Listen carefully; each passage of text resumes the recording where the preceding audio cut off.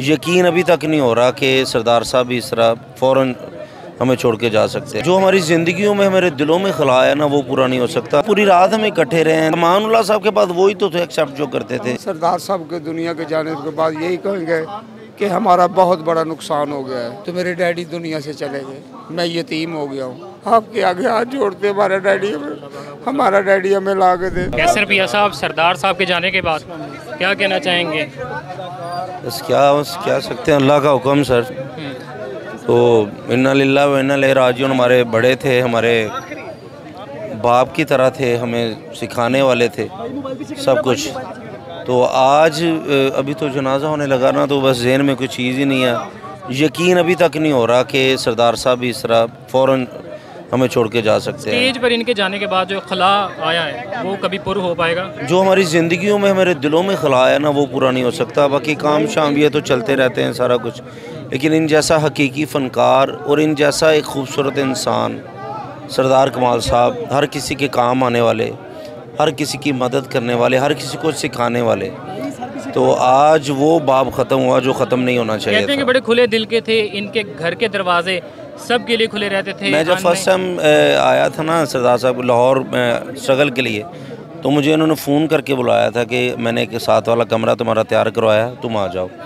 तो लेकिन मैंने तब इंतज़ाम कर लिया था कि इस तरह के जो भी यहाँ फैसलाबाद से लाहौर या किसी भी सिटी से जाता था ना, तो सरदार कमाल साहब ही थे जो फ़ोन करके कहते थे आप मेरी तरफ रहो। सर भाई, आखिरी बार क्या राब्ता हुआ, क्या बातचीत हुई आपकी उनके साथ? मैं पूरी रात हम इकट्ठे रहे हैं 9 मुहर्रम जब फैसलाबाद, तो मजाक करते रहे, तस्वीरें खिंचवा रहे हैं। वो शबीर काश को कहते कि आज जो तस्वीर खिंचवा ली है, ज़िंदगी मौत का कोई पता नहीं। तो शबीर काश ने कहा कि नहीं अल्लाह आपकी ज़िंदगी करे, कहते नहीं मैं थोड़ी गल कर रहे हैं। वो इस तरह के आदमी थे, इस तरह का सारा था। तो एक जगह में इकट्ठी मैंने भी और सरदार साहब ने ली एक जगह पे, और मुझे बोलते थे कि हम यहाँ रोज़ बैठा करेंगे, ये करेंगे वो करेंगे। एक फार्म हाउस बना रहे थे सरदार साहब भी। तो लेकिन बस जो बहुत स्टेज आपने उनके साथ शेयर भी किया है, तो अदाकार के तौर पे वो कैसे एक्सेप्ट करने वाले थे आने वालों को? वो ही तो अमानुल्लाह साहब के बाद वही तो थे एक्सेप्ट जो करते थे। विकी भाई या नासिर भाई, ये सारे मोहब्बत करते आने वालों से। लेकिन सरदार साहब तो हर दिल से ऐसे हाथ खड़े करके फैलाए हाथ के सीने से लगाते थे हर बंदे को, ये वो सारा। तो इस वजह से सारा भी है। तो वो प्यार करते थे, सब मोहब्बत करते थे। बस मेरी गुजारिश है सबसे, इलाज पे भी जनाजे का टाइम है, कि प्लीज़ उनके लिए दुरूशी पढ़ें, उनके चाहने वाले, उनके रिश्तेदार, दोस्त सब, क्योंकि कोई खाना कोई कुछ नहीं कोई पहुँचेगा, सिर्फ दुरूशी है। काविशें हैं सरदार कमाल साहब की, और अब वो इस दुनिया में नहीं रहे। तो आप जैसे कि पहले भी जो आपको मैं देख रहा था कि आप अपने जज्बात पर काबू नहीं पा रहे थे। अब ये बताइएगा कि सरदार साहब के जाने के बाद इंडस्ट्री में बहुत बड़ा गैप आने वाला है। मैं आगे भी ये जिक्र कर चुका हूँ। देखो खला, ये जो इंडस्ट्री के होते हैं ना काम के, तो पूरे हो जाएंगे। जो हमारी ज़िंदगी में हमारा बड़ा, हमारे दुख सुख का साथी, वो हमसे चले गए हैं। सरदार कमाल साहब जिनका दिल का मर्ज था उनको, यही अचानक उनका नहीं उनका बाईपास का इशू था, बाईपास उनका हुआ था। और बिल्कुल आज मैं सब मीडिया को, ख़ासकर जितने भी मेरे भाई हैं यूट्यूबर, ये वो, मैं ये मैसेज देना चाहता हूँ कि कहीं मैं अभी वीडियोस देख रहा था कि वो शराब पीते थे, बुला करते थे। काफ़ी महीनों से उन्होंने ड्रिंक छोड़ दी थी। 5 वक्त की नमाज़ पढ़ते थे, तहज्जुद पढ़ते थे, अल्लाह से माफ़ियाँ मांगते थे। ये मैं आप सबको कहना चाहते थे। वेल सेटेड थे, किसी की मदद की उनको ज़रूरत नहीं थी। माशाल्लाह हर चीज़ उन्होंने अपने, और ये मैं बार बार इसलिए कहूँगा, प्लीज़ मेरे हाथ जोड़ के कि उनके लिए पढ़ें ज़रूर। ये ना कहें कि वो शराब पीते, ये वो उन्होंने बड़े महीनों से ये ड्रिंक वगैरह छोड़ दी थी, नमाज़ें पढ़ते थे। ये प्लीज़ मेरी रिक्वेस्ट है कि उनको गंदा ना किया जाए, उन्हें जलील ना किया जाए। बस ये बताइएगा कि अब सरदार कमाल साहब की रिहाइश तो आबाई रिहाइश तो फैसलाबाद में है, क्या लाहौर वाली जो रिहाइश है वो उनकी ज़ाती है या फिर वहाँ पे रेंटेबल थे? नहीं, उनका माशाल्लाह अभी एक फार्म हाउस बनवा रहे थे, फिर उनका एक घर है मरगज़ार में, फिर एक थिएटर उन्होंने बनाया था। वो बिल्कुल अपना वो काम कर रहे थे। उनका बेटा उनके साथ था शहबाज, तो अभी वो रन करेगा। उनका अपना घर था, सब कुछ उनका। भाई कोई यादगार बात, कोई जुगत जो उन्होंने आपको लगाई हो, जो याद रह गई हो, हमेशा दिल में रह गई हो? मैं कहता हूँ उनकी हर बातें याद रहने वाली हैं। जी नाजरीन, अरसा 20 साल से सरदार कमाल के शागिर्द ख़ास मेरे साथ जो है वो मौजूद है। सजाद कमाल इनका नाम है। बड़े अफसरदा और रंजीदा हैं। सर, अल्लाह पाक आपको सब्र दे। क्या कहना चाहेंगे सरदार साहब के दुनिया से जाने के बाद?